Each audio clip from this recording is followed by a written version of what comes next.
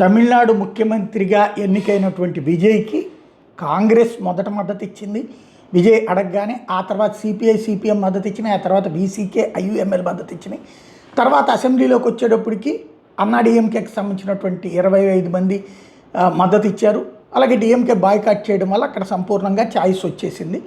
ఏకగ్రీవంగా అక్కడ ఎట్లాంటి ఇబ్బంది లేకుండా అయ్యింది. అయితే ఒక 22 మంది ఏఐఏడిఎంకే వాళ్ళు మాత్రం వ్యతిరేకంగా ఓటేసింది. ఇప్పుడు ఢిల్లీ పర్యటనకు విజయ్ వెళ్తుంటే ఫస్ట్ రాహుల్ గాంధీ దగ్గరికి వెళ్తాడంటూ కాంగ్రెస్ వాళ్ళు ప్రచారం చేసుకున్నారు. నేషనల్ మీడియా ప్రొజెక్ట్ చేసింది. తెర చూస్తే ఆయన ముందు అయితే ప్రైమ్ మినిస్టర్ అపాయింట్మెంట్ తీసుకుని ప్రైమ్ మినిస్టర్ని కలిశారు. అందులో ప్రధానంగా ఏదైతే నెదర్లాండ్స్ నుంచి మొన్న తమిళనాడుకి సంబంధించిన ఆలయాలకు సంబంధించిందే కదా, చోళుల కాలం నాటి ఫలకాలు తీసుకుని వచ్చారు కదా, అవి తీసుకుని దానికి గాను అవి తెచ్చిపెట్టినందుకు గాను మోడీకి థ్యాంక్స్ చెప్పుకొచ్చారు.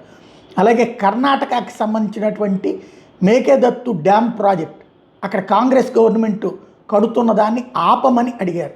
పాపం అదే కాంగ్రెస్ పార్టీ తమిళనాడులో విజయ్కి మద్దతు ఇస్తోంది. అదే కాంగ్రెస్ పార్టీ ప్రభుత్వం కర్ణాటకలో కట్టే డ్యామ్ వల్ల తమిళనాడుకి అన్యాయం అన్నటువంటి పాయింట్ చెప్పుకొచ్చారు. మరి అప్పుడు కాంగ్రెస్ మద్దతు ఉపసంహరించుకుంటుందా తమిళనాడులో, లేదా కాంగ్రెస్ పార్టీ కర్ణాటక వేరు తమిళనాడు వేరు అంటదా అంటే అదేం సమాధానం ఉండదు. అట్లాంటి చర్చ కూడా జరగదు.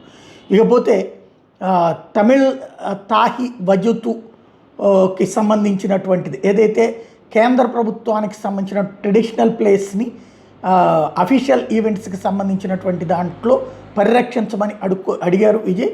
అలాగే డిఆర్డిఓకి సంబంధించినటువంటి aerospace and aircraft design సెంటర్లని తమిళనాడులో పెట్టమని చెప్పేసి విజయ్ మోడీని రిక్వెస్ట్ చేసుకొచ్చారు.